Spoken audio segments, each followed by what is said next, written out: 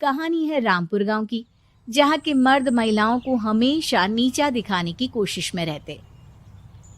अरे अभी तक खाना नहीं आया, क्या मुझे एक और शादी करने की जरूरत है? नहीं जी नहीं, ऐसा मत करना, वरना मैं कहाँ जाऊंगी। खाना लेकर मैं अभी आई जी। गांव की पंचायत में भी फैसले हमेशा औरतों के खिलाफ ही रहते। मैं जो फैसला सुनाता हूँ वो भगवान की आज्ञा होती है। इस लड़के ने अपने मन से शादी करके अच्छा नहीं किया। लड़के को घर भेज दो और इसकी शादी इसकी जाति की किसी लड़के से करवा दो, लेकिन ये लड़की, इसे तो गांव के बाहर निकाल दो।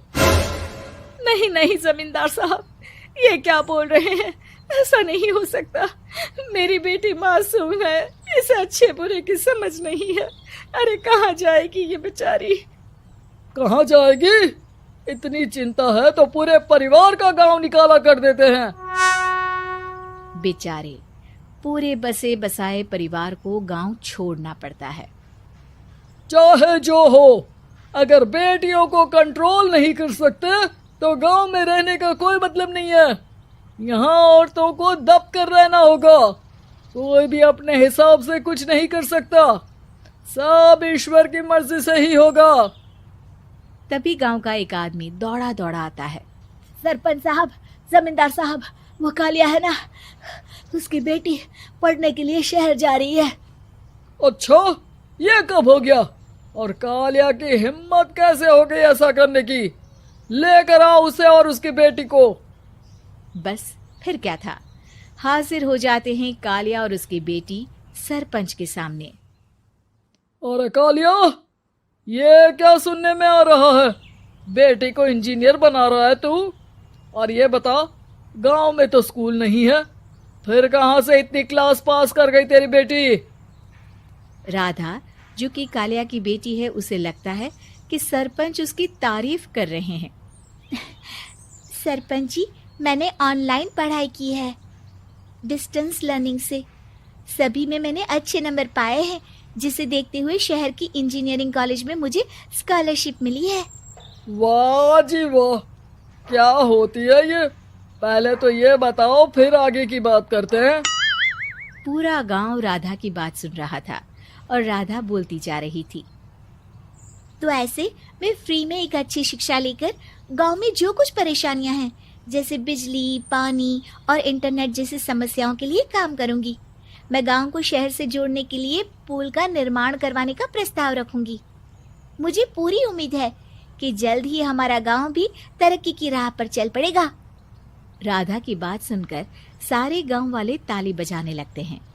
सरपंच को समझ नहीं आता कि वो क्या करे। चुप रह नादान लड़की, गांव के खिलाफ जाने के लिए तुझे गांव से बेदखल कर दिया जाएगा, वो भी पूरे परिवार के साथ। और हाँ, अगर ठीक से गांव में रहना चाहती है तो ये पढ़ाई लिखाई छोड़ दे। हम तेरे लिए गांव का कोई होनहार लड़का देखेंगे। तभी गांव का एक आदमी बोल पड़ता है। अरे नहीं नहीं सरपंच जी, राधा बिटिया जो बता रही है, अगर वैसा हो जाए तो हम लोगों को पैसा कमाने के लिए बाहर नहीं जाना पड़ेगा। हाँ जी, और ना ही कोसों दूर पानी के लिए भटकना पड़ेगा। हमारे बच्चे भी अच्छी पढ़ाई कर सकेंगे और आगे बढ़ेंगे, ना कि हमारी तरह खेती करते बैठेंगे। क्यों गांव वालों, राधा बिटिया का साथ देना चाहिए ना। सरपंच देखता है कि गांव राधा के साथ है तो वो चुप हो जाता है। वो घर आकर अपने सलाहकार से बात करता है, जो बहुत ही चालाक किस्म का इंसान होता है। अरे सरपंच साहब, आपको बहुत ही होशियारी से काम लेना पड़ेगा। एक बार गांव तरक्की कर गया, यहाँ के बालक पढ़ लिए तो कोई ना पूछेगा आपको। और फिर ये जो बेटा और बेटी है ना आपके, इनको भी आम लोगों की तरह ही जीवन जीना होगा। हाँ, लेकिन करे तो क्या करे? वो ना आप मुझ पर छोड़ दीजिए, बस मैं जैसा बोलूं करते जाइए। अगले रोज सुबह जब गांव वाले सोकर उठते हैं तो राधा के घर के बाहर और साथ ही वो लोग जिन्होंने राधा का सपोर्ट किया था, उनके घर के आगे लाल रंग से कल आऊंगी लिखा होता है। कल आऊंगी, यह क्या होता है? अरे यह तो खून से लिखा है, लगता है कोई भूत प्रेत या चुड़ैल का साया है। चलो सरपंच जी के पास चलते हैं। सभी सरपंच के पास जाकर उसे सारी बात बताते हैं। अरे ये तो बड़ी मुश्किल की बात है। चलो मैं एक बाबा को जानता हूँ, उन्हें बुला लेता हूँ। सरपंच बाबा को लेकर गांव के घर के बाहर जाता है।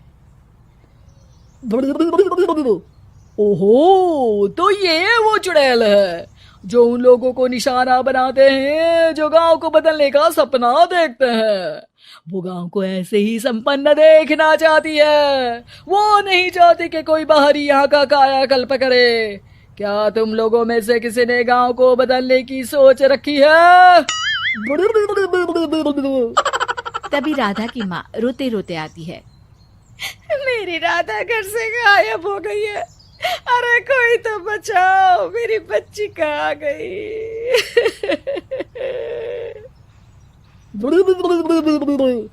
ले गई वो चुड़ैल, तेरी बच्ची को ले गई।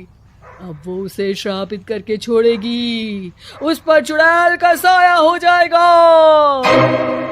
तभी बुरी सी हालत में राधा भी वहां आ जाती है। उसके बाल चुड़ैल की तरह फैले होते हैं और कपड़ों में खून लगा होता है। सभी राधा को देखकर डर जाते हैं। माँ, पता नहीं मुझे कौन उठा कर ले गया था।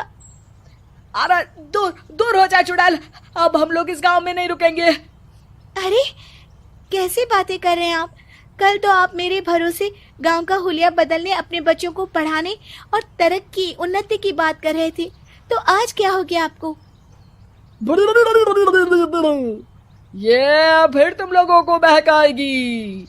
ये चुड़ैल गांव में आ चुकी है, ऐसे ही ये तुम्हारे घर के बच्चों को भी ले जाएगी। गांव वाले राधा को गांव से बाहर निकाल देते हैं। उसके माँ बाप रोते रहते हैं, लेकिन गांव वाले नहीं मानते।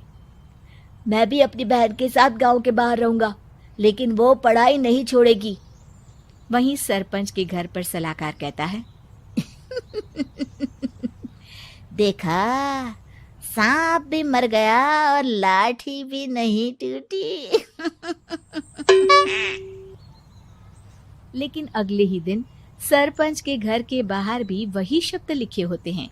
और फिर सरपंच की बीवी कहती है, हमारी बेटी को किसी ने अगवा कर लिया है। तभी राधा का भाई वहां आ जाता है। अरे गांव वालों, मैंने सरपंच जी की बेटी को देखा था। वो चुड़ैल उसे उठाकर ले जा रही थी। अरे क्या मजाक कर रहे हो? नहीं नहीं सरपंच जी, आप नहीं जानते। वो चुड़ैल अब आपकी बेटी में आ जाएगी, जैसे राधा के अंदर आ गई थी। तभी सरपंच की बेटी वैसी ही हालत में वहां आती है जैसे राधा आई थी। पापा, पता नहीं कैसे मैं गायब हो गई थी।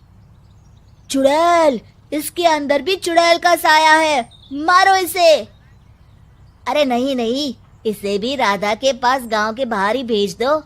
अरे चुप रहो, मेरी बेटी कहीं नहीं जाएगी और चुड़ैल बुड़ैल कुछ नहीं होता है।